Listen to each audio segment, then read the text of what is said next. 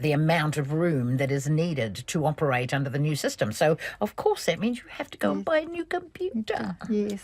We've been colonised. Yeah, we have. Yeah. Tyranny of technology. Yeah. Facebook has apologised for banning a photo of a plus-sized model and telling the feminist group that posted it that it depicts body parts in an undesirable manner.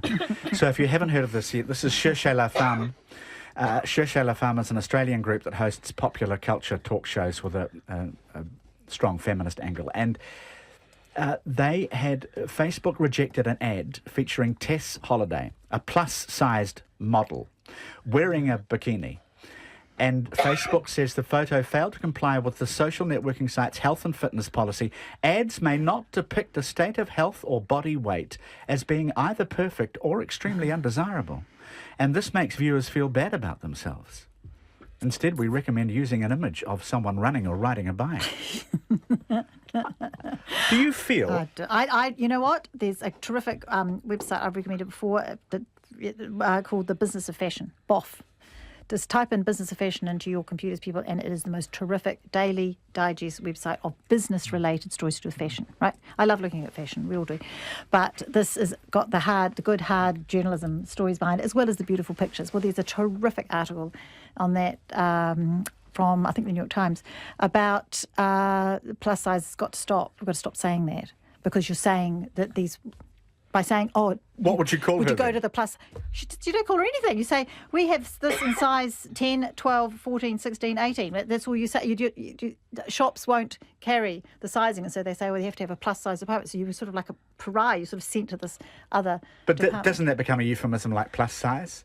No. Well, plus size what? I mean, if you're a size 6, a size 12 is plus size. But what they're saying is that you're, right. But you're not larger these days. You're not.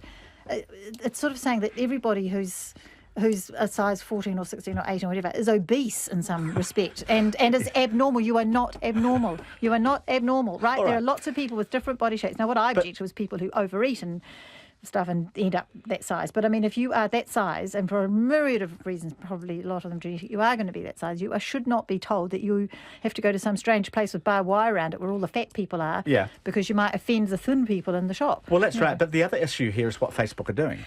I have to say, I was quite pleased that it took such a short period of time to get the Facebook entity, this great corporate juggernaut, from its intransigent position to its changed position in less than a week, which does suggest that the Facebook juggernaut is probably more responsive than most of the Western democratic governments in the world. They're probably scared of women in this case, though. No, seriously, plus size woman descending on the. I mean, this is an issue they don't want publicity on. That apology, though, did seem heartfelt. They had applied a rule that they had in a way that it was insensitive and it caused distress to people who were bigger than the norm. Couldn't they have worked that out without protests when Cherchez la Femme contacted Facebook and said, listen, this is ridiculous. There's no reason why we shouldn't show Tessa. Couldn't they have actually made that evaluation then rather than trying to defend it? Because aren't they trying to infantilise Facebook? They've got 1.4 billion users. They're the biggest country in the world. Yes. They're bigger than China. So the fact that they can make a decision about a rule that is made in some austere corner of the corporate machinery and change it in a week does suggest, as I said, that they're probably more responsive than most governments. Johnny Depp mocks Australia's Deputy Prime Minister Barnaby Joyce on a talk show. Quote, he looks somehow inbred with a tomato. This is the ongoing saga, isn't it? And I wonder, who do you have sympathy for here? Do you still have sympathy for Johnny Depp or Barnaby Joyce, actually? I feel sorry for the dogs. Yes. Well, at least they're alive. At least they're alive. But really? Really? I'm over privileged celebrities, and I'm certainly over Johnny Depp telling porkies about his Yorkies, so I'm... Porkies about his Yorkies. That was what I was wondering about. Yeah. Thank you very much. Josie McNaught's been on the panel, and Ella Henry has too. Thank you. Kia ora, thank you both very much. And that's us for another day. Thanks for your company, everybody. And coming up, Checkpoint with John Campbell as the music stretches towards the pips. Not quite.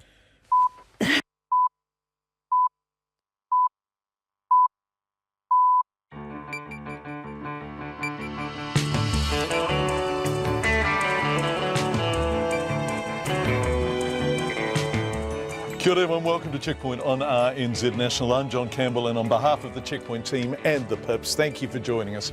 Tonight, up to $5,000 to leave Auckland, a government response to the housing crisis in our largest city. Will it work? Do the people we've met in emergency housing over the past 10 days want it? And is it simply transferring the symptoms rather than addressing the cause? All of that coming up tonight. And with policy and politics around housing now more than usually under the microscope, we look forward to the budget tomorrow. Plus, are children living in cars a breach of our obligations under the UN? Also tonight, the Warriors farewell Conrad Hurrell. Steve Adams is on a winning team, and this time without getting kicked in what the Americans are now calling his Kiwis, and turning Super Gold into Hop. All of that and more in the next 89 minutes. But first, here's Katrina Batten with RNZ News.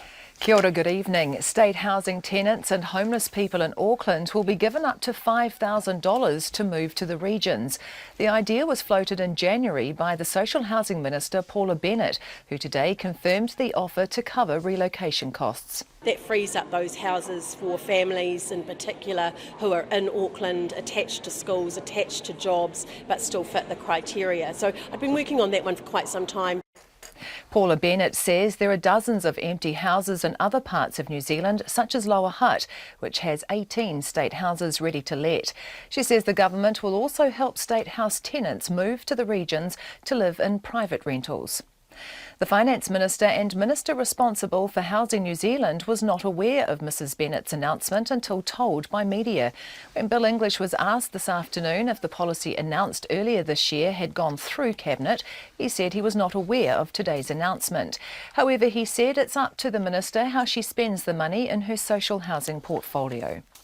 4 families have already come through the gates of an Auckland marae since they were opened this morning for people in need. Te Puia Marae in Mangere has established a support program alongside social agencies to help those sleeping in cars and garages and on the street. It says it's been swamped with offers of help and donations. Huru Moana Dennis, who chairs its board, says they won't turn anyone away, but the priority is for Māori whānau. The Prime Minister says Helen Clark's campaign to be UN Secretary-General has got a little bit dirty, but he's not surprised. The international magazine Foreign Policy has run a feature on Ms Clark's tenure as the leader of the United Nations Development Programme, saying she has, quote, left a trail of embittered peers and subordinates after carrying out large-scale restructuring. But John Key says Ms Clark is clearly the front runner for the job, and this shows others don't want her to win. The fact that her organisation led some change and she implemented that change well, that should come as no surprise to anybody. Just shows the campaign might get a little dirty. John Key. The article also suggests Ms Clark's managers drove a UN employee out of her job for being involved in a report that criticised the agency's inaction during the Sri Lankan civil war. A man responsible for maintaining a tourist bus that crashed, seriously injuring 13 Chinese visitors, has been charged. The bus was travelling to the west coast last New Year's Eve when the driver lost control in the Ortida Gorge and collided with an oncoming car before hitting a barrier and overturning. The police say the brakes failed and it was a miracle no lives were lost because the barrier was all that separated the bus from a steep ravine. A 68-year-old man will appear in the Christchurch District Court next Monday, charged with injuring by an unlawful act. The West Coast township of Karamea is to keep its only police officer. The police have reversed their proposal to axe the position of constable, a move that brought more than half the town's population onto the streets in protest earlier this year. One of 2 nurse specialists in the area, Jenny Romeo, says people are extremely pleased. The patients that I've spoken with this afternoon, other members of the community, were very enthusiastic to work with the local police representation, whatever that may be. We're all feeling less vulnerable, less isolated, just knowing that there will be a service. Jenny Romeo, the area commander Mel Atkin, says information given to police through consultation led them to reconsider. An Auckland Girls College principal says the guidelines for what its students can wear at their school ball are not unreasonable. St Dominic's College has told them their dresses must not show any cleavage, the back of the dress cannot go below the armpit, and any split cannot go past the knee. A petition against the rules has nearly 5,000 signatures so far. The principal, Carol Coddington, says the guidelines are straightforward. They need to be appropriate. To remember that you can't see up it, down it or through it. All we're asking them to do is to consider what they're wearing and to be appropriately dressed and to be proud of who they are. Carol Coddington of St Dominic's College. In sports, the New Zealand Warriors have cut ties with their out-of-favour centre, Conrad Hurrell. The club has terminated his contract even though he was signed on until the end of the 2018 NRL season. The 24-year-old's time with the Warriors has been marred by off-field controversy. In 2014, he videoed a sex act while driving, and last month he was one of 6 players stood down for mixing medication and energy pills, though he denies taking the concoction. The Oklahoma City Thunder have taken a commanding 3-1 lead in the NBA's Western Conference Finals after beating the defending champion Golden State Warriors 119-94. Steven Adams made 11 points and 7 rebounds for the Thunder. His teammate Russell Westbrook told ESPN Adams was clinical in their win. He works every day on his game, works on his jump shot, works on his game. The things he does on the floor is not in his stat sheet. He does a great job, but just keeping balls alive, getting steals. Great energy. It was great tonight. Russell Westbrook, the Thunder need just one more win to make the NBA Finals. Hurricanes captain Dane Coles has passed a concussion test and will play against the Highlanders in their Super Rugby game in Wellington on Friday night. The 5 players who were stood down for a game for missing a team curfew in South Africa returned to the fold, 4 of them in the starting 15 and prop Chris Eves among the reserves. That's the news. Tonight on Night's Keeping Your Sight with Dr. Diane Sharp, who says too many are needlessly losing theirs because they are not on the lookout for macular degeneration. Find out what it is and what to do about it. After 7, we have a window on the world of chess in St. Louis, home to America's dark nights. And this week's overseas correspondent, Eri Garuti, reports from France, where the 35-hour working week is under threat. On Nights, still the right time. For RNZ National. Met service weather to midnight tomorrow. In the west from Northland to Kapiti, also Coromandel and the central high country, showers, some heavy with hail and squally thunderstorms gradually easing tomorrow. Bay of Plenty, a few showers, some heavy with thunderstorms today. Gisborne and Hawke's Bay, mainly fine but a few showers today. Wellington and Wairarapa, a few showers, some heavy at times with possible thunderstorms today. Nelson and Marlborough, scattered rain, clearing this afternoon but a few showers again tomorrow morning. Canterbury mainly fine, the odd shower tomorrow. Otago and Southland cloudy at times with a few showers developing this afternoon or evening. Bulla to Fiordland, occasional rain or showers with some heavy and possibly thundery falls tomorrow. And the Chatham Islands, occasional showers, some heavy tomorrow evening. It's just gone 5:08. Thanks very much indeed, Katrina. Really busy program tonight. The government is offering people up to $5,000 to leave Auckland for a new life in the regions. The grants announced by Social Housing Minister Paula Bennett this afternoon will go on offer to people either living in Auckland state houses or on Auckland streets. For the last week and a half, Checkpoint has been talking to people, borrowing thousands of dollars from WINS to stay in motels under emergency housing conditions. They have to pay the money back. We've heard from people paying between $1,200 and $1,700 a week for fairly basic emergency accommodation. We've also spoken to people sleeping in their cars because there's nowhere else for them to go. But is paying them to move away from New Zealand's biggest and most crowded city the solution, and is it one they will accept? Alex Ashton begins this report with Paula Bennett laying out the policy this afternoon. We are putting a up to $5,000 grant for people who want to are eligible and want to move out of Auckland. That frees up those houses for families in particular who are in Auckland, attached to schools, attached to jobs, but still fit the criteria. So Paula Bennett first floated the idea of cash carrots for people to leave Auckland in January. Now it's been confirmed. Grants of up to $5,000. Up to because the amount depends on how big the family is and how far they move. Mrs. Bennett suggests it might appeal to retired people living in social housing, But homeless people will also be offered the grant. There is a chance that they could get a house within days if they were willing to look outside of Auckland. So where to? Places where there are either state houses sitting empty or where private rentals are cheap enough to pay for with the help of an accommodation supplement. As Paula Bennett says, the grants are being offered to homeless people like Nicole. Checkpoint first spoke to Nicole, who's staying in a motel paid for by Work and Income, last week. She wants in on the deal and is willing to get out of Auckland to do so. Since there's no housing here and I'm having to pay $1,330 a week to stay just to wait for housing, that's unpredictable for me. So I would take that up because at least I'd have a roof over my head that's steady for my children and I. Nicole says she's worried about finding a job in another place, but still says the main focus for me at the moment is finding that steady accommodation that I need for my children and I. Because at the moment your priority is a home. It won't work for everyone though, like Tuane Murray. Checkpoint also spoke to her last week. Like Nicole, she's living in a motel. She has her husband and wheelchair-bound son with her.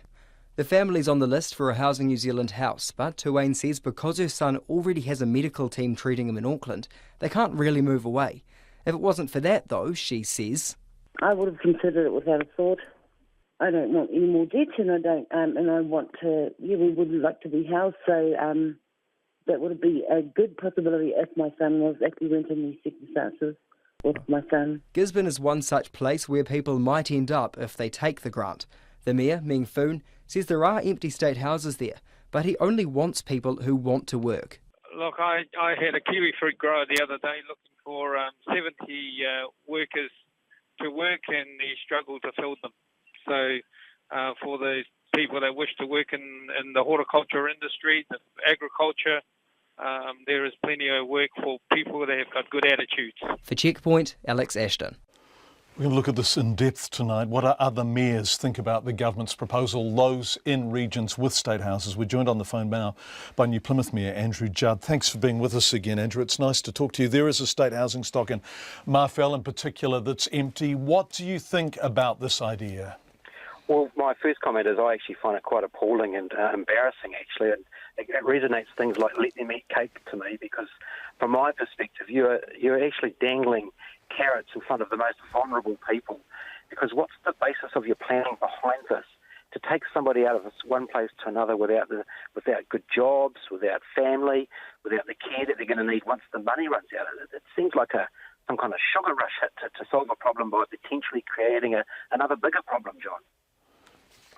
Can we look at the general then, the issues you've raised? Because you are absolutely familiar with the stuff that has been discussed far and wide over the past couple of weeks, and that is that there is a crisis in Auckland in particular, not only Auckland, but in larger numbers here, obviously. People sleeping in cars, people paying huge amounts of money to live in really basic accommodation. Money they have to borrow from WINZ and repay to WINZ, and these are people who are already financially desperate. There is overcrowding, there is a lack of housing. What is an appropriate response in these circumstances?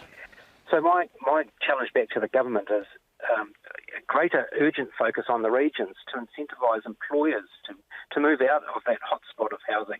I mean, the biggest thing people are going to want, of course, is security. That comes with a good job, good schooling, safe environment, and of course the housing is an aspect. But the magnitude of the challenge that Auckland's facing, to me, won't be fixed by dangling a small sugar hit to these people. Yes, it may have a short-term fix, but long-term, there's really no strategy. What happens when the money runs out and they're homesick for their friends and whānau back in Auckland and they leave? Are they going to be bound somehow? They have to stay here? I don't know. It just seems to me a short-view solution to a massive challenge that we all face. Let's get together, though. As I say, look, get some of those employers out into the regions like New Plymouth or around the country and truly fix this as a country. So the idea of getting people out of Auckland is not necessarily a bad one. It's just that the way to do it is create jobs and meaningful long-term incentives in the regions. Exactly right, John, so that we actually fix this together for a long-term fix. I just feel that this is just it seems to me a reactionary way of waving $5,000 in front of vulnerable people. I just find that really not the solution. I'm actually quite appalled. I think it's, as I say, what comes to mind is just let them eat cake. We've spoken about the general. Can we speak about the specific? And that is the housing stock in Marfell. There are some empty properties in Marfell. What would it be like to move there and live in that state housing stock that you have in New Plymouth if you've come from Auckland on this scheme? I live quite close to the Marfell stock, and it's actually been run down, it's tired, so you don't think you're coming to something that's flash and new. There are challenges within that stock. I don't know offhand. I'd have to check, though, what the numbers are with waiting lists here in our own province. I haven't got those in front of me. But once you move there, you're going to be in a place that you're not used to, you don't know. Imagine how insecure that's going to make you feel. Andrew Judd, the Mayor of New Plymouth, joining us live on the phone from New Plymouth this evening. Thanks very much indeed for your time, Andrew. We would love your feedback on this. You can text us 2101, email checkpoint@radionz.co.nz, and don't forget, of course, our Facebook and Twitter pages. It's 5:15. The government is being accused of breaching its obligations under the UN Convention on the Rights of the Child on several fronts. We're staying with this issue of housing. Child advocates and politicians say the government is allowing homeless children to live in cars and garages while letting their parents rack up thousands of dollars of debt to work and income in emergency housing loans. This is the issue we've looked at over the past week and a half. Is that a breach of the country's obligations under the UN Charter? Anisha Bradley reports. The UN Committee on the Rights of the Child is currently reviewing New Zealand's performance in meeting all the obligations it signed up to 23 years ago. Article 27 of the Convention guarantees a child's right to an adequate standard of living, including a house. The Children's Commissioner, Russell Wills, says that's clearly not happening, and the government is likely to be in the firing line when it faces the UN Committee later this year. When we have to front up to the UN in Geneva, they're going to be asking us some very pointed questions about children living in cars and shipping containers and garages. And, I'm not sure that we can look them in the eye and say that we're meeting the rights that we agree that our children have. The Child Poverty Action Group's Justice spokesperson, Michael Timmins, a human rights lawyer, says allowing homeless parents to rack up thousands of dollars of debt to work an income to pay for emergency housing breaches Article 3 of the Convention. What we're seeing is a policy that really doesn't take any account of the best interests of the children, leaving them incredibly vulnerable. The Child Poverty Action Group is calling for all emergency housing debt to be wiped. In a statement, the Social Development Minister, Anne Tolley, says many people are happy to pay back this debt over time at rates they can afford. And she says she's glad they have the option rather than turning to loan sharks. Mrs Tolley says the recent overhaul of child care and protection and a benefits increase last month has furthered the government focus on improving outcomes for children and their families. But the Green Party co-leader Materia Ture disagrees.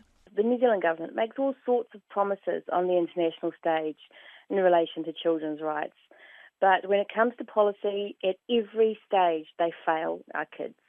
We have more than 30,000 people living in severe housing deprivation. Thousands of those people are children. Labour's children's spokesperson Jacinda Ardern says the government is not only failing to meet its UN obligations, but its moral ones too. Regardless of whether the government feels like it's being able to tick the box in its report to the UN, what they cannot hand on heart say is that we have at the moment a situation where families are being adequately housed. We failed against UNCROC, but we're actually failing at a moral level in New Zealand right now, and that's not only a huge disappointment, it's coming at a huge cost to families. Dr Russell Wills says the only way to get children out of cars and garages and into homes is to build more social housing. And he says that cost should be viewed as a core infrastructure investment, like roads, because it benefits all of society. For Checkpoint, Anusha Bradley. Well, you heard Anisha talking about costs and benefits. These issues very much under the microscope at the moment, and it is budget day tomorrow. Bill English remaining typically tight-lipped about what's in tomorrow's budget. There have already been a number of pre-budget announcements, but Mr English will almost certainly have something of significance up his sleeve, our gallery team tell us. Here's our Deputy Political Editor, Chris Bramwell. Mr English will deliver his 8th budget tomorrow, and in typical fashion, he's keeping his cards close to his chest. You'll have to wait and see for tomorrow. So should those in need be holding their breath? You'll just have to wait and see tomorrow. How much of a social budget, though, is it? Just have to wait and see till tomorrow. I mean, we've got a growing economy. We'll be investing in that economy. Is it going to help people out, tomorrow's budget? You'll have to wait and see tomorrow. In Parliament, Labour's finance spokesperson Grant Robertson tried his luck in getting something out of the Finance Minister. Does he believe that 1 year of focus on spending in health, housing and education will deal with the problems built up over the last 8 years? And if not, will he rule out offering tax cuts in 2017?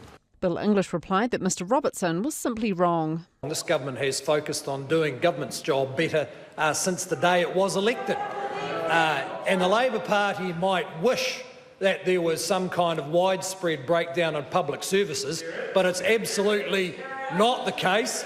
Mr Robertson then asked whether the budget would include money to extend paid parental leave to 26 weeks, as the Labor Party bill being debated tonight proposes. The Honourable Bill English. Mr Speaker, well, the member will just have to wait and see, but the government's stance on Labor's bill has not altered.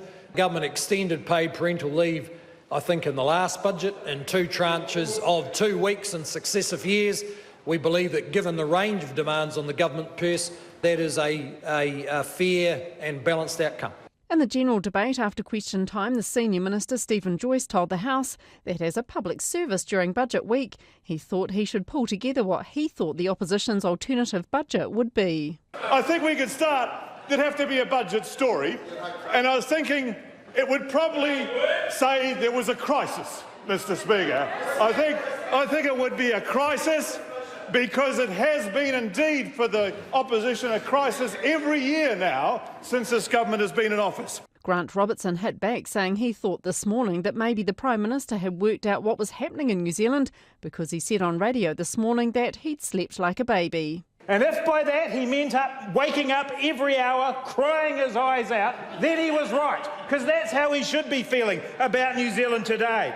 He's like a less cool version of the Fonz, who used to be able, he couldn't ever say the word sorry. He used to go, he couldn't say sorry. John Key can't say crisis. Bill English will unveil the 2016 budget at 2 o'clock tomorrow afternoon in Parliament, and the full suite of budget documents will be live on the Treasury website at the same time. From Parliament for Checkpoint, Chris Bramwell.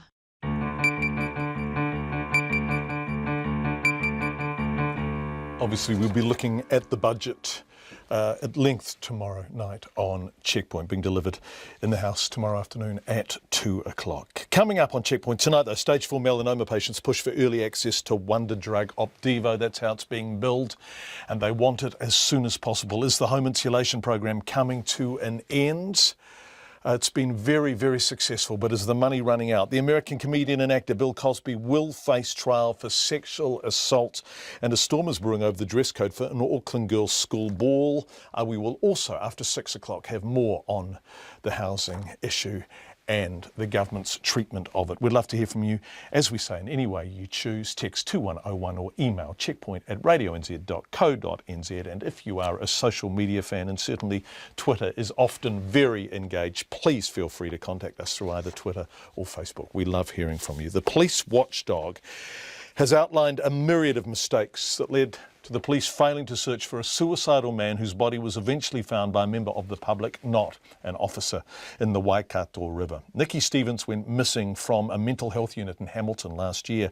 An independent Police Conduct Authority report is just out and says police failed to follow policy and good practice after the 21-year-old, who had a history of self-harm, disappeared after going out for a smoke. Eileen Cameron reports. The authority says that for 2 days, no one took responsibility for making sure police were doing all that they could to find Nicky Stevens. It took that 48 hours for the search and rescue operation to start, and he was found on the morning of the 3rd day, apparently drowned in the river. His mother, Jane Stevens, says seeing the very long list of mistakes made by police laid bare in the report was like watching a train wreck. We weren't really aware of the extent of the failures, and it just feels like, one failure layered upon another and another and another. It's really hard for us to comprehend. She says it's hard to get her head around. If he had been a toddler or an elderly person or even a police dog, I believe they would have searched a bit harder. And I think that people who are suffering mental distress deserve a better deal. They deserve to be treated the same way anyone else in this country is treated. Nikki Stevens' father, Dave McPherson, says he thought the police had actually been looking for his son the whole time. That's what's so shattering. We knew they didn't do an effective search, but we didn't know that they'd done no search. He says the report details 2 witnesses who saw Nicky near the police station and the river less than a day after he'd left the Henry Bennett Centre. His body wasn't found for 3 and a bit days afterwards. We're not saying that he would definitely be alive. No one will know now. We're saying that they missed the best opportunity. The Independent Police Conduct Authority's report makes it clear police knew Mr Stevens was at risk of harming himself, but it details mistakes in passing information on correctly, acting on his parents' concerns when they turned up at the police station, and a number of processes that just weren't followed. Superintendent Bruce Bird met with Mr Stevens' family yesterday, and he's apologised unreservedly. He says they've made changes to how the District Command Centre works, they've put more resources into assessing the risk in similar cases, and they're also looking at the wider issue. We have embarked on a process through the Royal New Zealand College of training our new recruits and understanding the issues that people have in terms of their mental health. We're developing some e-learning packages through the University of Otago for our current frontline staff to pick up on those issues as well. Dave McPherson acknowledges the work the police are doing and says the changes are a start. But whether it's enough and can be sustained is yet to be seen. We don't blame the police for our son's mental illness. They weren't the cause of that. We know the police have to pick up tens of thousands of cases of issues with people who have mental illness every year, far more than they ever used to. The whole mental health system is completely shot. Dave McPherson says the Waikato District Health Board still hasn't looked into how it dealt with his son, but a coroner's inquest will take place. For Checkpoint, Eileen Cameron. Coming up to 27 minutes past 5 on Checkpoint. Anxious patients with advanced melanoma are pushing for temporary access to the drug Opdivo, also known as nivolumab, while awaiting long-term decisions. The drug buying agency Pharmac is proposing to fund Opdivo, and its consultations on this ended at 5 o'clock today, so 27 minutes ago. Our health correspondent Karen Brown has more. Pharmac announced early this month that it will consult over a proposal to fund Opdivo for patients with advanced melanoma. Patients say in the meantime they need funded access to the drug, if only because they still lack an effective funded treatment.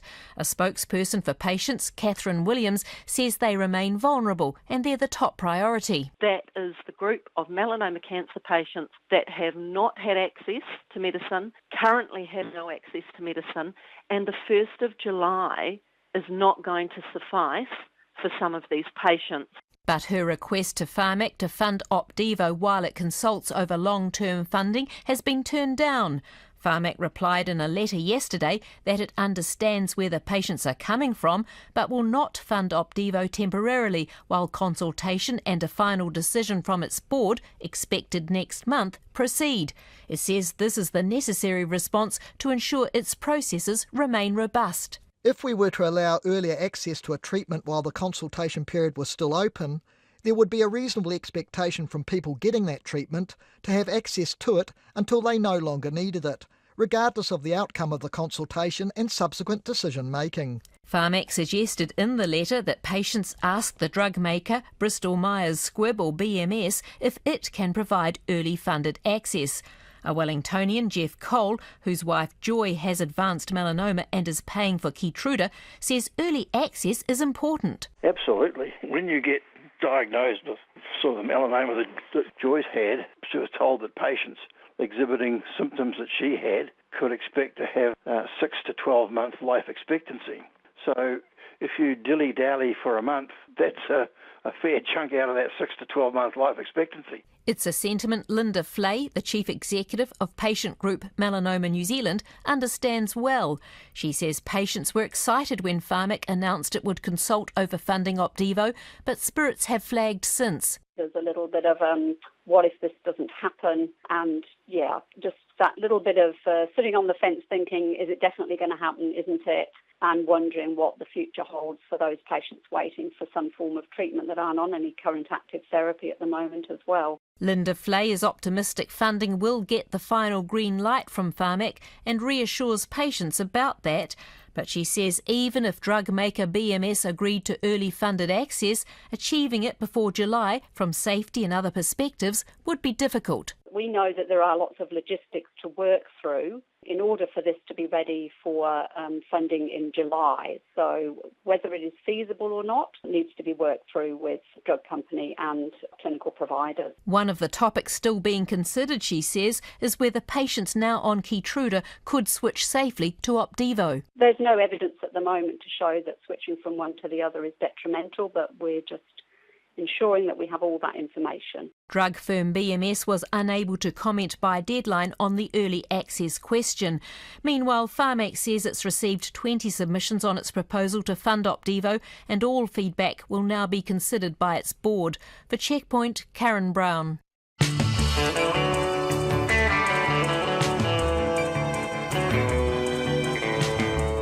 5:30, getting so much feedback on the housing issue, people moving out of Auckland. Dear John, says Dana, arrived here with nothing but 2 suitcases and student debt from Germany 15 years ago. Yes, it was scary. We found ourselves in a foreign country with not a soul we knew, so we worked very hard and I guess our degrees came in handy. But apart from cultural reasons, I can't understand why people can't move a few hours away from Auckland if that helps the crazy situation right now. Of course, one could argue we moved here voluntarily while the state house tenants are given no choice and are put under some pressure. So that's Dana's take on it. Anthony's take on it is, so will the $5,000 they're getting be deducted from the up to $100,000 they owe wins?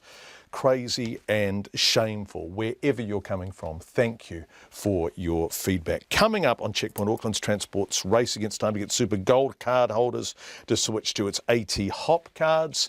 If you don't know what the hell that means, we will explain. Is the clock ticking for recipients of the free home insulation program? Been a real success story. Is it coming to an end? And Auckland Marae prepares to welcome the homeless. This is a lovely story. The Oklahoma City Thunder notch up another win, but Steve Adams injures his ankle in the process, and the Warriors bid farewell to Conrad Hurrell. Nona is sitting on this side, but Katrina is sitting on this side with the 5:30 headlines. State housing tenants and homeless people in Auckland will be given up to $5,000 to move to the regions. The idea was floated in January by the Social Housing Minister Paula Bennett, who today confirmed the offer to cover relocation costs. Mrs Bennett says there are dozens of empty houses in other parts of New Zealand. The Finance Minister and Minister responsible for Housing New Zealand was not aware of Mrs Bennett's announcement until told by media. However, Bill English says it's up to the Minister how she spends the money in her social housing portfolio. 4 families have already come through the gates of an Auckland marae since they opened this morning for people in need. Te Puia Marae in Mangere wants to help those sleeping in cars and garages and on the street. The Prime Minister says Helen Clark's campaign to be UN Secretary-General has got a little bit dirty, but he's not surprised. The international magazine Foreign Policy has run a feature critical of Mrs Clark's tenure as the leader of the UN Development Programme. John Key says she's clearly the front-runner for the job, and this shows others don't want her to win. A man responsible for maintaining a tourist bus that crashed, seriously injuring 13 Chinese visitors in the Aotearoa Gorge on New Year's Eve, has been charged with injuring by an unlawful act. The West Coast township of Karamea is to keep its only police officer after consultation with the community. Demonstrators opposed to Donald Trump, the Republican presidential hopeful, have clashed with police in New Mexico, where he was holding his latest rally. In Auckland, lightning strikes have struck 2 properties and cut power. A tree in Titirangi caught fire, while a home in Epsom suffered minor damage. Those are the headlines. I'll be back at 6 with more news, sport and weather. Thanks, Katrina. You mentioned Te Puia Marae and their initiative to help address homelessness and the housing crisis in Auckland. We had a reporter there today, his report coming up before 6 o'clock or just after 6 o'clock. No, just after 6 o'clock. And also a wonderful interview with a man out of America who says we are going to help solve the housing crisis in Austin, Texas. So all of that's coming up. Turning to business news now. Yeah, it's a lovely story. Turning to business news now with Nona Peltier. Health update. Nona, how are you feeling? Oh, you know what? Battling on. Yeah, good. Yeah, you do battle on too. It's too hot in the studio. I wonder Nona and I are crook, eh? No, we had a couple of newbie companies reported today. That's right. We had Arvida. Okay, Arvida, they listed in 2014 December. A year later, we had AFT Pharmaceutical. They listed in 2015 December. And both of them reported today quite different kinds of results. Who are they? What do they do? Well, Arvida is actually one of the latest to enter the retirement village, but they focus quite a lot on aged care as their main focus. So it's not just, living in a retirement village, but if you need that aftercare, that end of life, sort of thing. Yeah. Anyways, that's what they do, and they've been very successful at it. In fact, their full year profit was more than twice what their expectations were. Wow. So they made $24 million in the 12 months ended March. They thought they would make $10 million when they listed in 2014. So yeah, they did a lot better than expectations. And of course, the market rewarded them. Their share price was up more than 6% to $1.18. Now, on the other side, we've got AFT Pharmaceutical. Different kind of company. It manufactures, you might be familiar with this product, Maxigesic. No, what is it? It's like a painkiller, sort of. No. No, you've never heard of it. It's a homegrown remedy. Is for it pain. a Kiwi painkiller? It is, yes. AFT Pharmaceuticals manufactures it, and they have found they're developing international markets for it. Yeah. So they listed so they could raise some money. Different kind of company. Pharmaceuticals, I think it's pretty much their only pharmaceutical company listed in New Zealand, I think. Anyway, they made a loss, but that was what they expected to make, right? Yeah, so startup. they're for growth. Yeah, they're there for growth, and they listed so that they could raise some money to fund that growth. So they are very ambitious, and they made a net loss of 13.3, which was comparing with 12.9 million the year earlier. So their revenue was up, and they're on track. They're going all the way. So they're very excited about their opportunities internationally. I want to find out more about that. Coming but their share price was down a little bit because New Zealanders really don't like this sort of growth story very much. It seems because every time these companies report, their share price always dips a bit. But never mind. The NZX 50 it rose more than 0.5% today, by 35 points to 6,908, and of course our dollar is still trading in that narrow range. 67.5 US cents and 93.6 Australian. Wow, that is a narrow range, isn't it? It really is. Well, people are sitting back waiting again for Janet Yellen to speak on Friday. So we're getting close. Goddo. They're waiting for Goddo, Nona. Thank you very much. 5:36 is the time on Checkpoint. Amongst the government's responses to address Auckland's often old and tired housing stock, one of the true success stories has been the home insulation program. In 2014, the government proudly declared that 250,000 homes had been insulated through two programs run under the General Warm Up New Zealand banner. Adapted from a Green Party policy, the idea of insulating homes, both state and private, was to make them warmer and drier, reducing power bills and stopping homes from being foundries for the kind of child respiratory illnesses in which New Zealand leads the Western world. In Warm Up Auckland, priority was given to homes occupied by people with community service cards and housing people aged under 17, children in other words, or over 65. But Checkpoint has been told the funding for these schemes is, and I quote, drying up. A source close to one of the programs told us there's a waiting list of people in eligible properties but no money to do the work. And yesterday a listener contacted us to say she'd gone to use the scheme and was told the same thing. Now, Louisa Hind is a working Aucklander. She and her partner both have jobs. They have two children. Their rent for an uninsulated home in Mangere Bridge is $25,000 per annum, just below Auckland's median rent of $520 per week. They earn too much for working for families, household income of about $95,000, and they only just get by after all their expenses. Her home is cold and drafty, so that approached Warm Up County's Manukau for insulation. So I sent an application through to them end of March, beginning of April, because we'd only moved into the place and I knew it wasn't insulated and I was fine with that. I mean, that was the house that we chose to go out and rent, fully knowing that it's not insulated. And I said, that's fine, there is a scheme in place because I've used it before in other places that we've rented before and had insulation done. And what did they say to you about being able to insulate your home? Because that's what they exist to do. Yeah, well, they said, yep, that's fine. We've got your application. We'll process it. There is a waiting list, and they do prioritise families with young children, especially those that do have, chest problems or, are asthmatic. So we brought along a letter from the doctor, passed that on to them. They said, yep, that's fine, okay, we'll put you on the list. We'll be in contact with you once everything is processed. And have you heard from them? Yeah, well, I left it for, because I know, some things do take time, so I left it for 2 or 3 weeks. Sent them an email back and said, I'm just following up to see if there's any progress. We're coming into winter and I'd really love to get it done before, the cold nights come through. And they emailed back and said, they've got me on the list, but they're just waiting for funding to come through. Okay, so in the meantime, they don't have the money to do that. Did they say that to you? In the email, it was just they're just waiting for funding to come through. So, in my mind, I'm assuming, okay, it's the government scheme, so I'm assuming that's funding from the government. So I said, okay, that's cool. I'll, give it a few more weeks. So I think I left it for about another 3 weeks, and then just sent another follow-up email yesterday, and got a reply back saying the government budgeting review was to come out beginning of next month, and then they should be able to see how much more funding they'll get.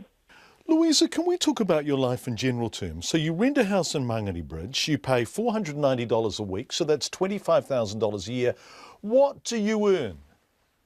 A year, I earn $55,000 a year. And what does your partner earn? My partner's on around about $40,000. So between you have a household income of about $95,000. Yeah, roughly about that. And are you getting by on that? We manage. To have a roof, to have food, to be able to look after ourselves and our children. To pay your rent? Yep, to pay rent, to pay bills. Are you able to save anything? No. I try to save, every little bit counts, and whatever we can manage to save, but there's always an unexpected bill that, we could have saved maybe $400 or $500, and just like that, it could be gone. Yeah. How much savings do you have now? These are very personal questions, Louisa, and you don't have to answer them, but how much money have you got saved between you now? Right now, as of, say, this week, yeah, maybe $80. And so what are your prospects of ever owning a home? You're paying $500 a week, $25,000 a year for a basic uninsulated home in Mangere Bridge. Obviously, you would love to buy a home. Do you believe you have any chance of buying a home in Auckland? Right now, no. That is Louisa Hint, who is working. She is part of a household that has two incomes coming in, $95,000 a year. The house is uninsulated. They pay $500 a week, $25,000 per annum. And after tax and expenses, getting to and from work, electricity, rent, cost of living in Auckland, food and all that kind of stuff, they managed to save basically nothing. We would love to hear from you if you are in a similar position in this town. Household income of $95,000 and only just getting by. Now, this afternoon, the Energy Efficiency and Conservation Authority told us the Warm Up New Zealand Healthy Homes programme comes to its scheduled end on June 30. For the past 3 years, it's provided free ceiling and underfloor insulation through contracted providers. It says it understands Warm Up County's Manuko's allocation is limited, but it expects that service providers running out of allocation will pass on queries to other service providers. It says an announcement about the future of the program will be made soon. Been very successful across the board, those insulation programs. Auckland Transport is in a race against time to get Super Gold card holders to switch to its AT Hop cards if they want to keep their free travel concession. So this is important if it affects you. The Ministry of Social Development, which is in charge of the Super Gold card scheme, has refused to post out information to Auckland card holders about the change, citing privacy considerations. Auckland Transport says as a result, it's launched a big switch-over campaign. Today, our Auckland correspondent Todd Nile reports. In just 5 weeks, Auckland Transport has to reach 140,000 over 65s with Super Gold cards and sign them up to the region's AT Hop electronic travel card. From July the 1st, Super Golders without the AT Hop card will lose their ability to travel free on public transport. The government decided at the end of last year to make the change to tighten control of the concession amongst its most prolific users. Auckland Transport is rolling out an advertising campaign, setting up temporary service centres and new phone lines to get the job done. I asked the General Manager of Customer Experience, Peter Patton, why they didn't simply get MSD to mail the information packs to all cardholders. We did have discussions with MSD about that, but we weren't able to reach an agreement as to how that process might actually take place. And the reason? It was really just a challenge around customer privacy, I think is probably the best way of describing it. Obviously, it's very important for both Auckland Transport and Ministry of Social Development that we do maintain customers' privacy. We respect that, and so we had an alternative proposal that we were able to implement. The Ministry and the Minister for Seniors, Maggie Barry, declined to be interviewed, but issued written statements about the decision not to post out the information. They again quoted privacy considerations, with the Minister saying MSD had not previously shared client database information with another organisation.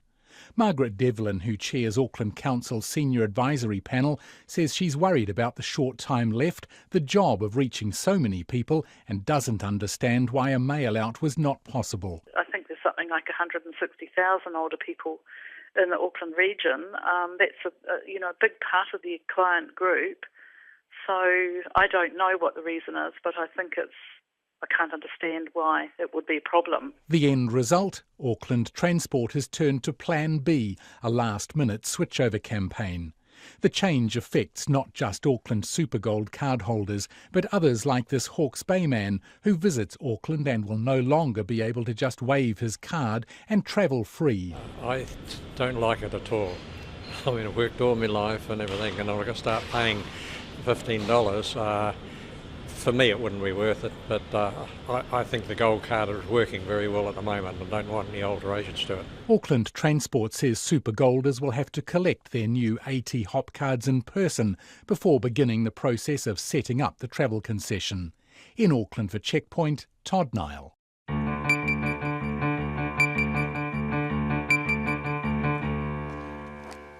It is 13 and a half minutes to 6. Sport moves around a bit on the Checkpoint schedule. Some nights it's early, some nights it's late, some nights we don't have it at all. But we're bringing it up the program tonight because there's lots of breaking sports news, right? Matt Chatterton. It's a sad day when there's no sports chatter. Yeah, sorry, it's outrageous. Yeah, it is. On behalf of those who love sport.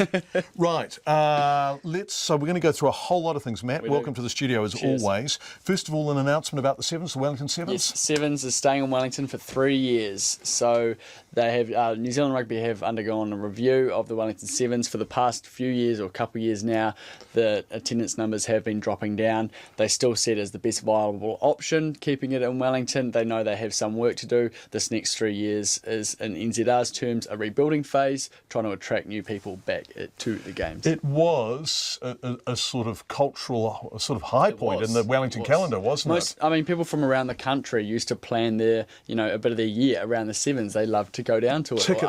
Tickets sold out in minutes. Exactly. And you had the entire Westpac Stadium, just the yellow seats were just filled. It was a marvellous sight, but unfortunately in the last few years it hasn't been that way. So NZR do have a long way, I suppose, to filling those seats back up. Trying to get people back interested in Sevens is going to be the challenge, particularly with the likes of the Auckland Nines, the league version of the Sevens being held in Auckland every year as well. Okay, you mentioned league. Let's good segue here. So Look at that. Boom. Let's go across to the Warriors. Conrad Hurrell. Yep. Who hasn't been happy there, and they haven't been happy with him. I mean, this has just looked awkward and unpleasant, hasn't it? He's going. Yeah, he's going. It's an unconscious. What's that word they use? Chris Martin and Gwyneth Paltrow. Yeah, they've agreed to mutually part ways. So after 4 years with the club, I mean, he's had a number of off-field incidents. I mean, go back to 2014 when he filmed himself in a sex act, and then he also this year was involved in the 5 or 6 group of Warriors players that were caught mixing medication and energy pills, although Conrad Hurrell does deny that he did that, but he was part of that group that night. Stayed out late, right? And then stayed out late. They were late to a meeting. That was straight after a heavy loss too. So. When he's playing at his singular best and not distracted and out of sorts. He's a very good player. He's a very talented attacking rugby league player. Defence had a bit to work on, and I think that's where he first sort of found trouble, was trying to work on his defence, and then obviously he's had some incidents off the field, and him and Andrew McFadden have just completely, they don't seem to be seeing eye to eye anymore. For people who don't quite know what we're talking about, Andrew McFadden is the new coach of the Warriors, ex-Canberra Raiders player, yep. Fairly old school, fairly matter of fact, yes. Slight quality of the drill sergeant about him. Yes, especially with Ryan Hoffman, the captain of the Warriors, being very similar to that. It clearly obviously hasn't worked with Conrad.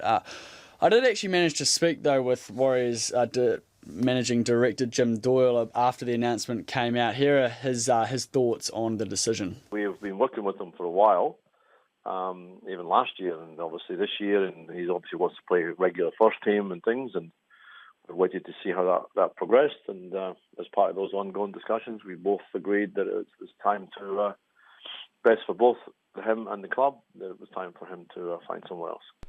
But it was pretty clear, wasn't it, that he was sort of out of favour, considering he hadn't played 3 games this season in the NRL. Yeah, well, that's, as you say, it's pretty clear. That's why we were having those discussions.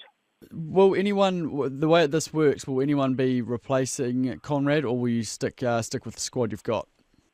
Oh, that's a work in progress.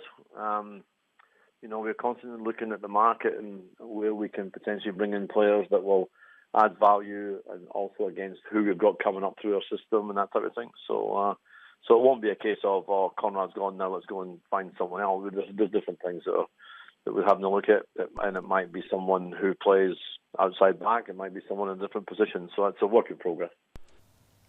So it's fascinating, as you can see there, yeah, it's interesting. It's funny, isn't it? Andrew McFadden, in the right environment, would be an inspirational coach. Oh, he would be, no doubt. And it reminds me a little bit of when Mark Hammett turned up at the Hurricanes. That actually it's just the fit isn't quite right, is it? Maybe the coaching style with the players may not match. Yes, that has been an idea thrown around for a long time with the Warriors, and considering their current form in the NRL, it just doesn't seem to be working at the moment. Something's not clicking. McFadden has made it clear that the communication between he and the players obviously isn't clear, and the message isn't getting across to them, which is a concern. So they're going to need to rectify that very quickly. Okay, let's talk about basketball. Steve Adams, Oklahoma City Thunder. Wow, how impressive has this series turned out to be? They are currently beating the defending champions of the NBA, the Golden State Warriors, 3-1 in the best of 7 series. So in fact, the Warriors have to win 3 on the trot. They do now. So the Thunder are 1 win away from making the finals, where they'd play either the Toronto Raptors or the Cleveland Cavaliers from the Eastern Conference Finals in the finals. But as you say, the Golden State Warriors now have to win the next 3 matches to make the finals again. And the Oklahoma, Steve Adams' team, went into this as real underdogs. They did. They beat the San Antonio Spurs, who were the second best team of the NBA season. I should also point out that the Golden State Warriors had the best ever season in the NBA this year. They had 73 wins and 9 losses. They've lost their first 2 games in a row just today, after losing to the Oklahoma City Thunder for the second time in about 3 days. So, it's very, very impressive, the performance of the Oklahoma City Thunder. Matt Chatterton, your performance coming in here at short notice, we're about to talk about any sport we care to name, is also equally impressive. Thanks, Matt. We'll test you on some really not very well-known sports tomorrow night. Let's head to Taranaki, perhaps best known for the out-of-nowhere number 1 single, Poie. Pātea is enjoying a real estate boom as investors extend their tendrils around the country. In the first 4 months of this year, 23 houses have sold in the South Taranaki township, compared with just 3 in the same period last year. Our Taranaki reporter Robin Martin visited Pātea to get a feel for what is going on in a town that's, well, had tough times in the past couple of decades.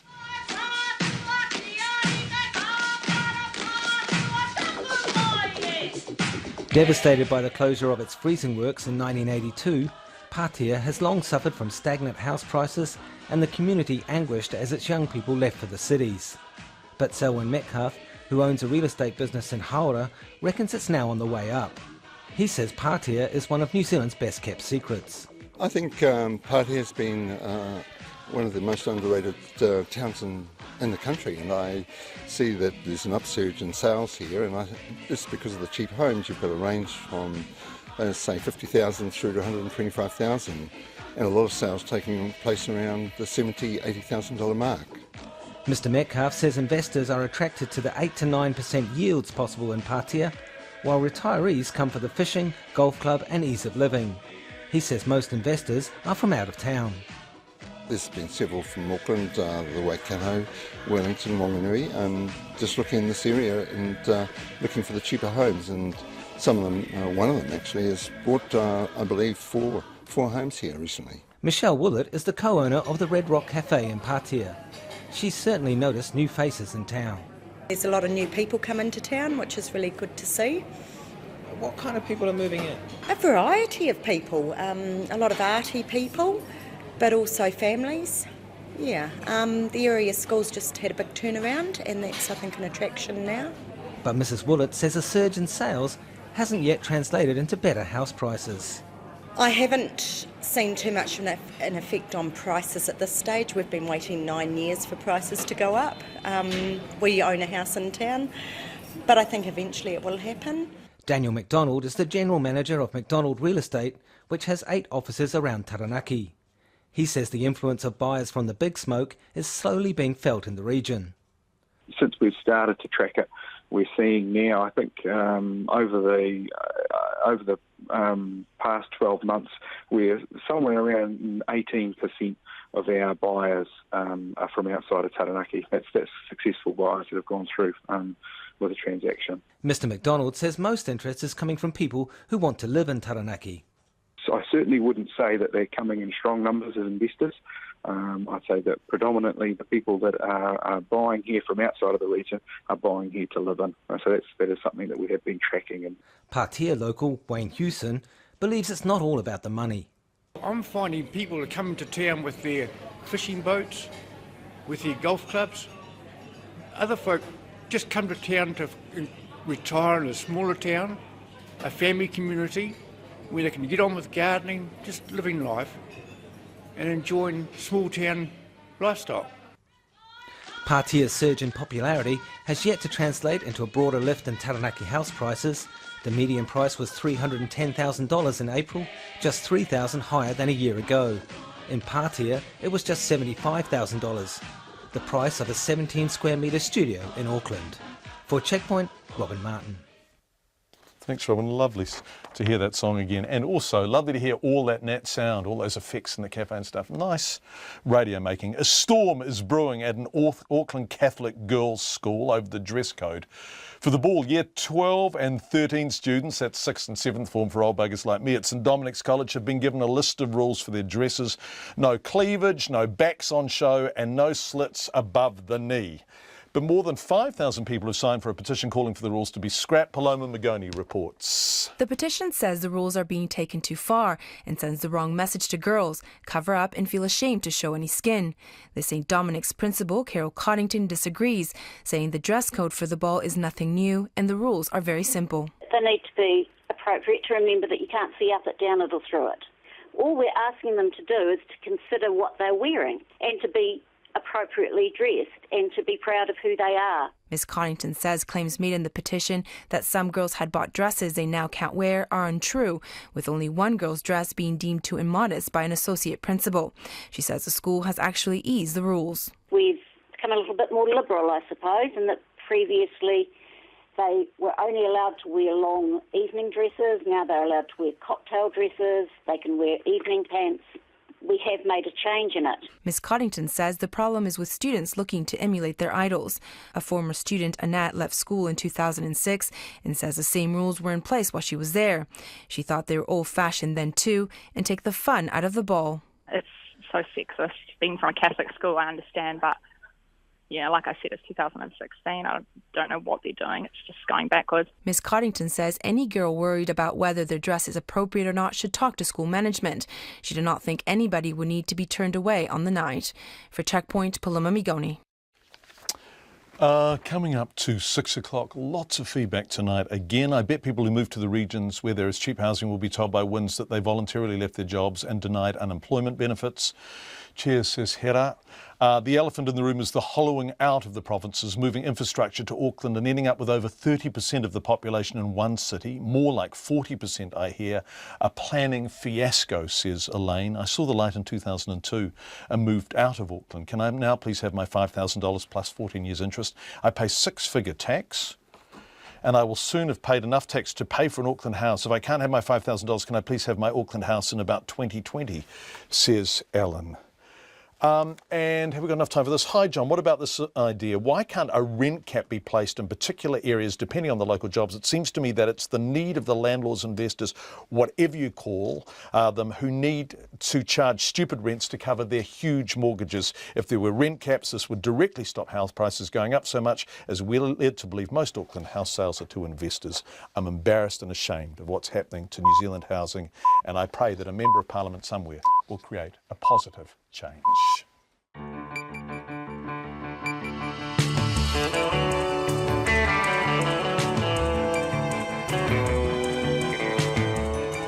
Kia ora everyone, you are listening to Checkpoint on RNZ National. I'm just waving wild. There it is. Well done everyone, thank you. I'm John Campbell. I'm not talking any sense, but it's still lovely to have you with us. Coming up in the next 30 minutes, will a government sweetener free up pressure on Auckland housing? We're going to return to this issue. How Texas is putting community first as it tackles homelessness. This is a lovely response in Texas, driven by the community in the absence of effective government responses. The American comedian and actor Bill Cosby will face trial for sexual assault, and why Aussie farmers are getting help to keep the bulls from the door. All of that and more in the next 30 minutes. But first, the news with Katrina Batten. Ngā mihi nui, good evening. The Mayor of New Plymouth, Andrew Judd, has slammed the government's offer to pay people to move out of Auckland.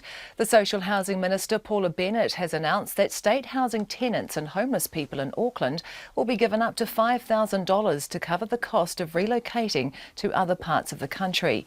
Mr Judd told Checkpoint the idea is appalling and embarrassing and shows a complete lack of planning or long-term strategy. You're actually dangling carrots in front of the most vulnerable people, because what's the basis of your planning behind this?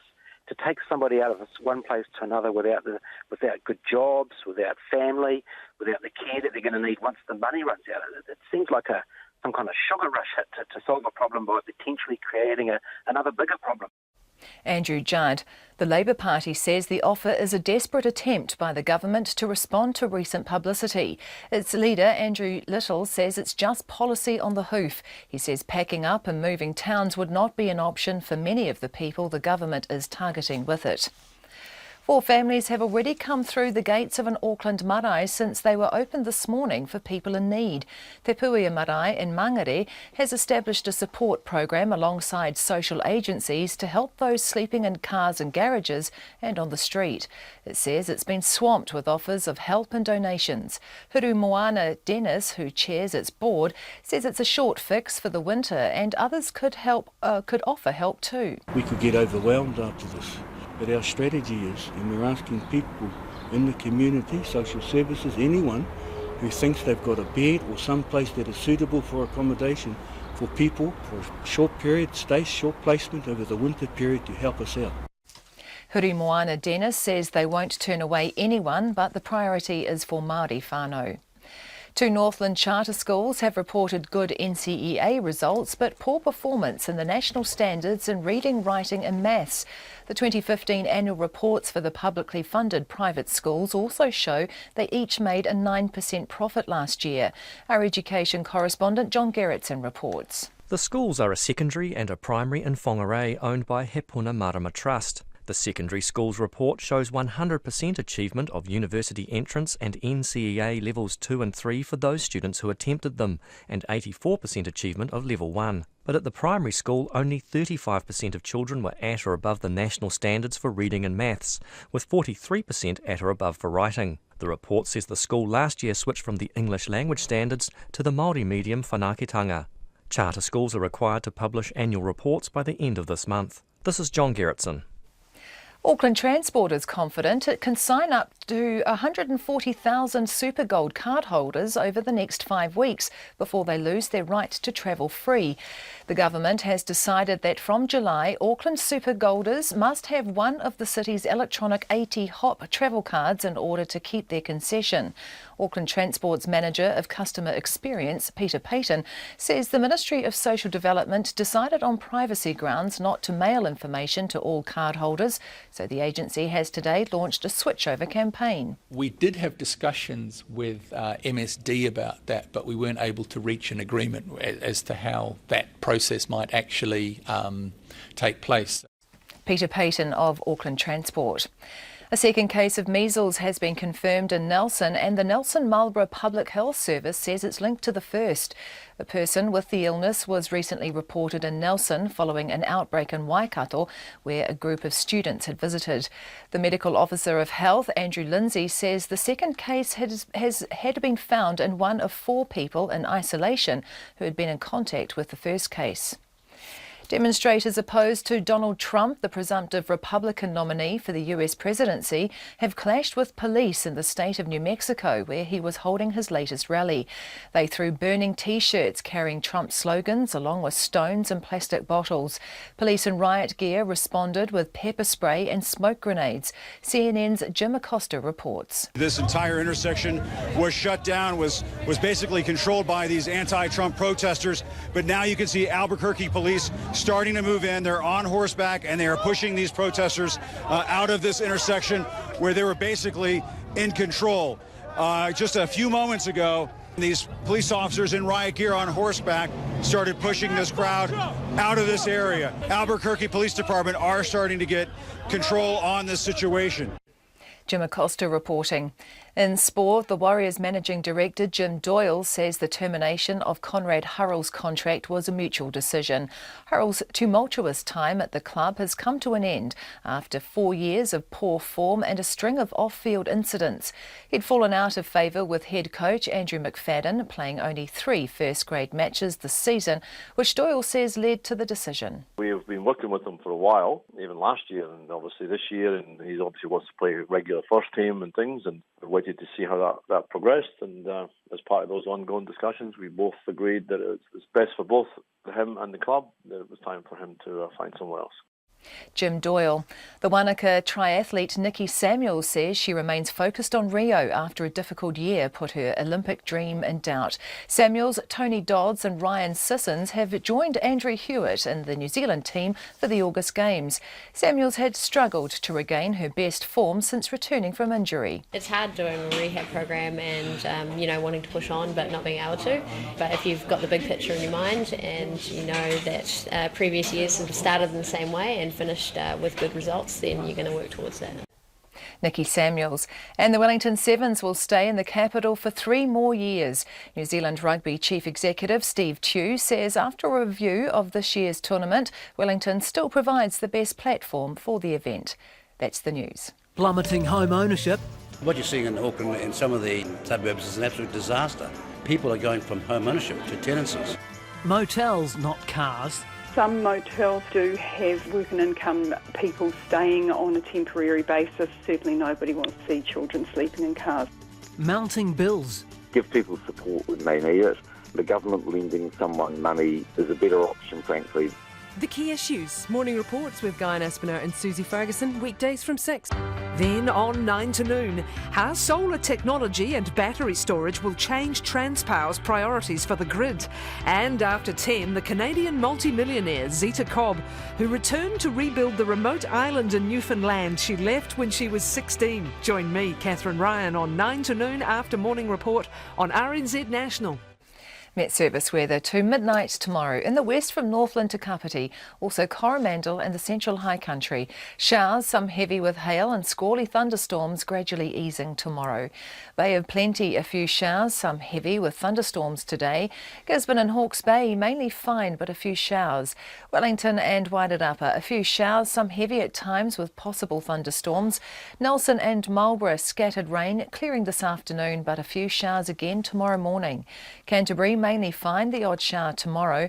Otago and Southland cloudy at times with a few showers developing this afternoon or evening. Buller to Fiordland, occasional rain or showers with some heavy and possibly thundery falls tomorrow. And the Chatham Islands, occasional showers, some heavy tomorrow evening. It's coming up to 6:09. Thank you very much indeed, Katrina. We're going to go to Te Puia Marae in about 3.5 minutes. A lovely piece from Tom Fairley. But first, the Social Housing Minister announced a $5,000 encouragement for people to move into empty state houses in cities other than Auckland on her way into Parliament this afternoon. But Paula Bennett neglected to tell the Minister responsible for Housing New Zealand and Finance Minister Bill English. She floated the idea in January and today confirmed the government's offer to pay for relocation costs, incentivise people to leave town. Here's our political editor, Jane Patterson. This morning on RNZ News, the Prime Minister John Key announced the government was looking to bring a grant forward from the planned start date of September to cover the cost of emergency accommodation to avoid people racking up debt. And this afternoon, on her way into question time, it was Paula Bennett's turn. We think there might even be people that are retired that are in state houses, or others that might think about moving out of Auckland into other areas where we have both Housing New Zealand houses but also private rentals that, alongside with the accommodation supplement, makes it quite affordable. They could get an up to $5,000 grant that would help with the costs of moving. Mrs Bennett was asked whether the change to the timing of the special needs grant and the relocation incentive were a result of political and public pressure. Well, certainly bringing the SNG, that special need grant forward. I'd never been comfortable with September, but it just didn't look like we can do it. Certainly the thought of people being really stuck over all of winter is just not tenable, so that is one of the reasons to bring that forward. The relocating out of Auckland, that is one that I have thought of in the last week as well. We've been doing the long-term work on those currently in state houses. The Labour leader Andrew Little says the government's just making policy on the hoof. This is a desperate bid, last-minute bid by government on the ropes on a chronic housing shortage because of their own failures. So paying whatever sum of money to people to leave Auckland and go to other parts of the country, many of which already have waiting lists for state housing and social housing, is not an answer to a problem of a lack of housing in Auckland and in other parts of the country. Mrs Bennett's announcement also came as a surprise to the Finance Minister and Minister responsible for Housing New Zealand, Bill English. I don't know what you're referring to. Paula Bennett just announced a $5,000 grant to encourage people to move to cities where there are state houses. Is that something Cabinet considered? Oh, the Minister's got a fair bit of discretion around how the appropriations work with respect to social housing. So would that not be something that would have to go through Cabinet? Well, look, I just have to check about whether it has or it hasn't. I honestly don't know. Did you not know about this today? Did you not know she'd announced this about an hour ago? No, I'm not aware of the announcement. Mr English was asked if, as Finance Minister, he'd expect to know about the announcement before it was made. No, I'm not responsible for every single dollar. Ministers have their budgets and they work with them. And as I said, with the social housing, because we're trying to get more focused on individual households and tenants, there's quite a lot more flexibility in how they use the budget. I mean, the general idea is that they try and find the cheaper, most effective solution. Paula Bennett says she's also talked to officials and non-governmental organisations to send out a flying squad over the next few days and nights to approach people living in cars and check if they're on the social housing register and to offer assistance. From Parliament for Checkpoint, Jane Patterson. This is very much a response to the ongoing issue that has increasingly occupied the headlines over the past week and a half. Emergency housing, homelessness, people sleeping in cars, overcrowding. And another manifestation of that was seen in Auckland this afternoon. 4 families have already come to an Auckland marae for help as it opens its doors for those in need. Te Puia Marae in Mangere has established a support program to help those sleeping in cars and garages and on the street. Our reporter Tom Fairley went to the marae today. This morning there was already a steady stream of donations coming in. Huia Brown Rapana is helping to organise them. Blankets, sheets, clothes, socks, shoes, you name it. They just keep rolling in. We just sort them out. John Boy does the writing of the names, the people that bring it in. Some of them don't want to give their names. I said, you've got to, because we need to send complimentary cards back to you to thank you. She says there is still a need for towels, as volunteers have already donated their own for people coming in. It's not the first time Te Puia Marae has been a home for the homeless or displaced. It provided temporary accommodation for people who came to Auckland in the aftermath of the Christchurch earthquakes. The chair of the Marae board, Moana Dennis, says it's a short fix for the winter. We're not here to solve all the problems because we know that it is complicated. We know that. And we know opening up our doors can mean many, many things. But as a whānau, we're going to try our hardest. We have an infrastructure in place. We have some support from the community at the moment, bringing in clothing, people wanting to make donations, but we also want to make sure that we don't get overwhelmed. So we'll take any support we can from whānau, particularly those who have some accommodation. Social agencies have been unable to give the marae a clear number on how many people they're likely to expect. The marae can house up to 100, but with government housing stocks full, Mr Dennis is urging the local community to offer up spare beds. We could get overwhelmed after this, but our strategy is, and we're asking people in the community, we've got our Housing New Zealand provision and we've got the community social service group, they're chocker. We're taking our whakaaro out of that and asking the community, social services, anyone who thinks they've got a bed or some place that is suitable for accommodation for people for a short period, short placement over the winter period to help us out. He says there haven't been any offers yet. The marae have spoken to the Ministry of Social Development and asked for money and 2 social workers to help meet people's needs. Moana Dennis says they won't turn anyone away, but its priority is for Māori whānau. For Checkpoint, Tom Furley. Well, as the country confronts homelessness and the best government response to it, in Austin, Texas, an American man has come up with a solution of his own. He believes the problem must be addressed at every level, by government, yes, but also by the community. So Alan Graham led the building of a village. Provides a home to 200 people who would otherwise be living really rough. He deliberately targeted the most difficult of homeless people because they don't just slip through the cracks, they disappear without a trace through them. They pay up to $375 a month to become part of the Community First Village. In return, they get a furnished micro home, cabin or caravan with a community garden and a medical centre on site. Alan Graham told us housing advocates had visited from New Zealand to look at how the village is working. I asked him how the homeless people from very tough backgrounds had adapted to living together. Well, what we like to say is people often ask me, what's it going to be like having 200 of those people living together? And my response is always, it's going to be a lot like your family. And people look at me and their eyes get as big as saucers, and I go, yes, humans are messy. And so why should we expect anything other than the messiness when humans tend to get together? But, you know, beyond that piece of it, we have seen nothing short of miracles occur. We see people healing from the ravages of living on the streets. We see their consumption of alcohol and illicit drugs drop dramatically, not go away, but drop dramatically. We see their diet improve tremendously because they're eating organic food that's produced off the farm here. Not 100%,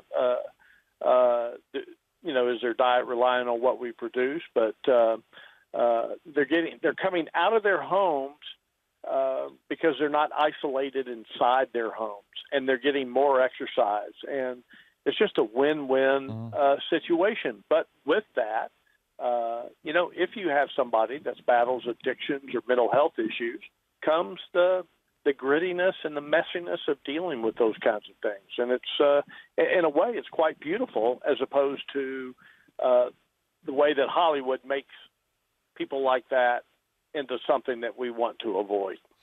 Can we talk about the logistics of it? There are obviously costs attached to providing this kind of community, and you do charge people to be there, but it's a very low charge. How does that work, and where do they get the money from? Well, by definition, a chronically homeless individual here in the States is also a disabled individual, and so they're eligible to receive what we call supplemental security income or supplemental security disability income, and that amounts to about $700 a month. So our first line of defense is to create that type of income for them.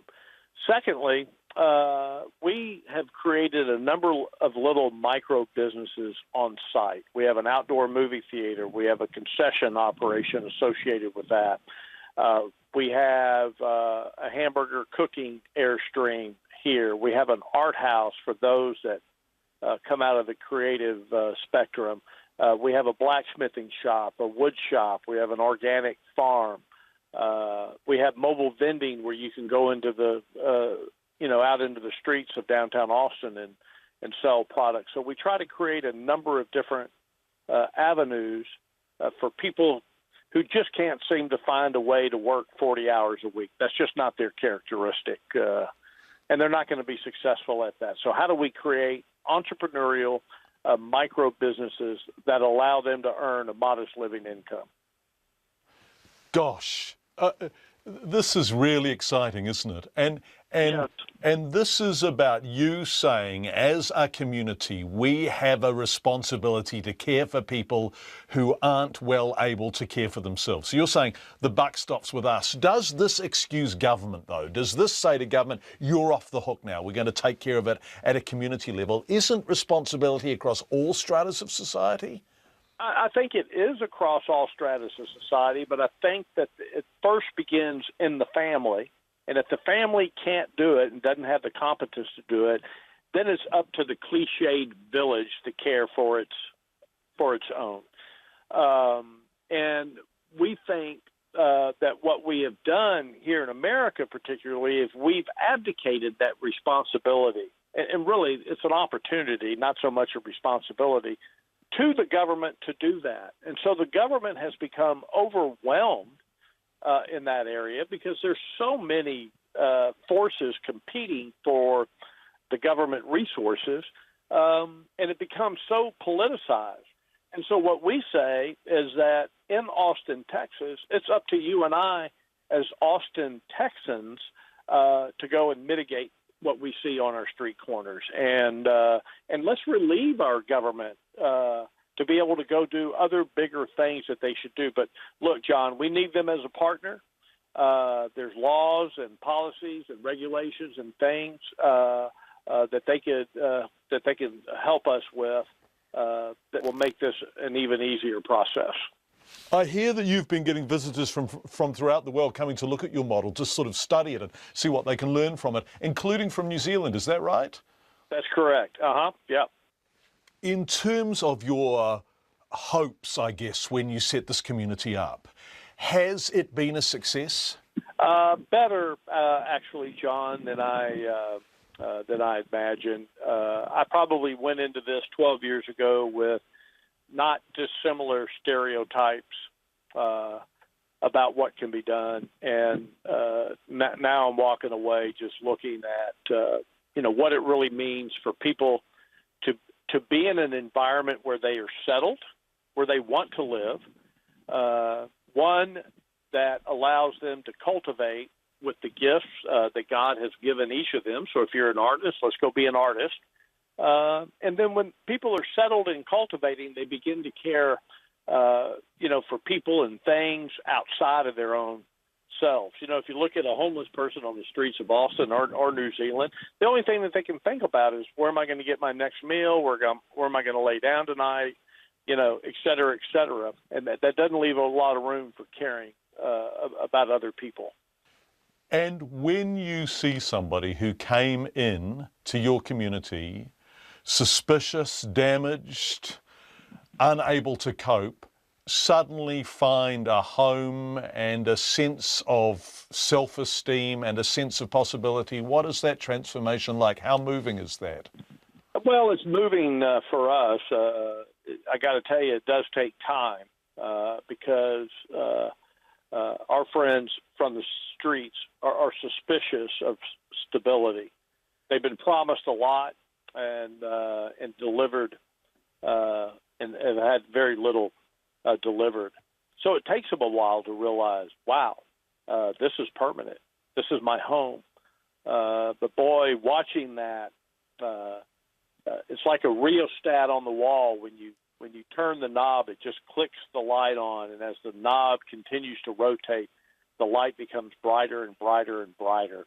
And that's what we see out here with the men and women, is that light just becomes brighter, brighter, brighter, brighter. A response from Austin, Texas. We'd love your feedback on that. We were talking to Matt Chatterton earlier on. Breaking news, the Wellington Sevens will remain in the capital for another 3 years. Wellington had been under pressure to hold on to the tournament after falling spectator numbers in recent years. New Zealand Rugby Chief Executive Steve Chu, since an extensive review of the 2016 tournament, confirmed Wellington provided the best platform for the event. Steve is on the phone now. It's nice to talk to you, Steve. How are you? Good, John. Thank you. Yourself? Yeah, good. Yeah, good. What made you decide to keep this event in Wellington? I'm presuming that New Zealand has some formal obligation to host part of the World Sevens kind of caravan in New Zealand? Well, we did have we've got a license agreement for this next 3 years. So, yeah, we had made that commitment. But we did say at the time we signed that we would review where it would be in New Zealand at the end of this year's tournament, which is what we've done. Okay, so why did you decide to stay in Wellington? Because the last one was disappointing, both in terms of vibe and in terms of sales, wasn't it? Well, the last two have been troubling for us. We actually thought this year we went forward a little bit, certainly in terms of atmosphere and the kind of crowd that we got at the tournament. We had a lot more families and kids, and we had a lot more people watching a lot more of the rugby, which was what we aimed to do, and we've taken a long-term view. John Wellington's been a great host over a long period of time. Yeah. We've got a good commercial arrangement with the city, and we think it's worth giving them another 3 years. So that's what we've decided. Okay, so what will you do to reinvent it? Well, a lot of work's already been done. So it's we rescheduled the tournaments. We've repriced it. We've talked very positively with the racing board, because we had a potential clash with them once we moved the sister city to Sydney. The sister tournament to Sydney. So, yeah, a whole lot of stuff going on. But, I mean, largely what we want is an audience that wants to come and watch the Sevens and participate in the rugby, as opposed to necessarily just focus on the party, although it's still fun. Well, we shouldn't lose sight of that either. Okay, Steve Chu, thanks so much. Steve, Highlanders Hurricanes this weekend. Who are you picking? Won't it be a cracker, eh? Yeah, won't it be? Looking forward to it. Yeah, you and me both. Steve Chu, nice to talk to you as always. Steve Chu, head of New Zealand Rugby. That Highlanders Hurricanes game, a repeat of the final of last season, the super competition last season. I can't for the life of me remember who won that game. The Australian government has announced a multi-million-dollar support package for the country's embattled dairy farmers.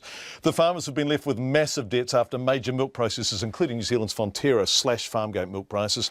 The Agriculture Minister, Barnaby Joyce, says the package, which consists mainly of millions of dollars of interest-free loans, will help the farmers by keeping the bulls from the door and the dignity in their house. But many farmers say it's an insulting joke, and today they've held rallies in Melbourne, Adelaide and Brisbane to push for a nationwide milk levy. The ABC's Tom Nightingale has this report.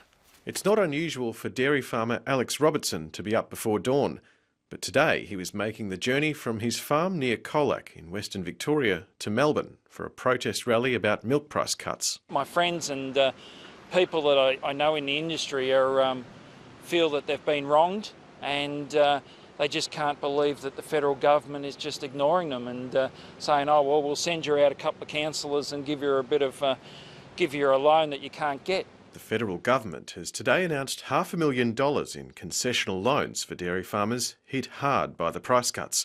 Farmers have previously said concessional loans are too restricted and bureaucratic to be of much help. But the Agriculture Minister, Barnaby Joyce, reckons it's what farmers want. Whether it's concessional loans, whether it's cash on the table, whether it's upgrade of irrigation infrastructure, all these things are going to hopefully assist farmers to get to the other end of this crisis, and this crisis will come to an end. Today's Melbourne Dairy Farmer Rally has been organised by the group Farmer Power. Alex Robertson is the group's vice president. He wants a royal commission into the dairy sector, along with a federal government-imposed levy on all fresh milk sold in Australia. To turn around and say to farmers, you know, look, we'll give you cheap concessional loans, it's just an insult. These people can't borrow any more money. They're at the end of their rope.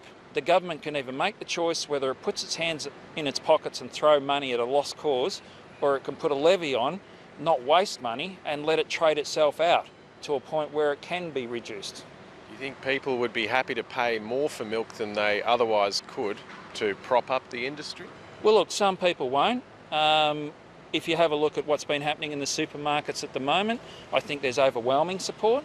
I think the politicians know that there's overwhelming support. We've taken it to Barnaby. He just doesn't seem interested. He just only talking to farmers that aren't affected. We're absolutely disgusted at his lack of interest in it, to be quite honest. Chloe Scott is a teenager who's grown up on a dairy farm near Camperdown in Victoria's West. She created an online petition to win public support for farmers.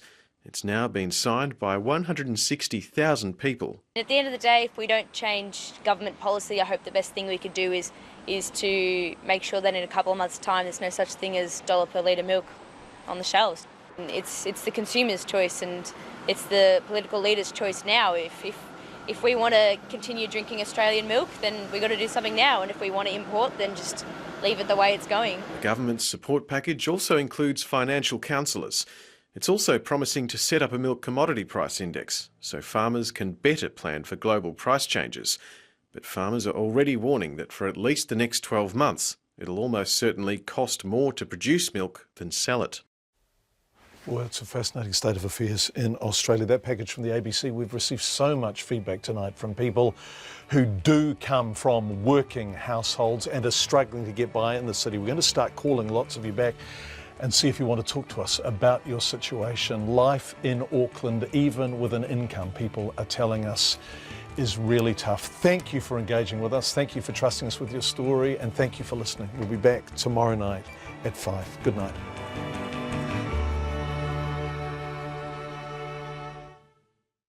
RNZ News headlines at 6:30.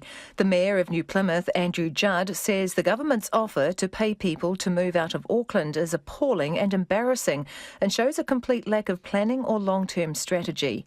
Families have already come through the gates of an Auckland marae since they opened this morning for people sleeping in cars and garages and on the street.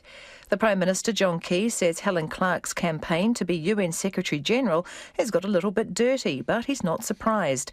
Demonstrators opposed to Donald Trump have clashed with police in the state of New Mexico, where he was holding his latest rally. And the Wellington Rugby Sevens will stay in the capital for 3 more years. Our next news and weather is at 7.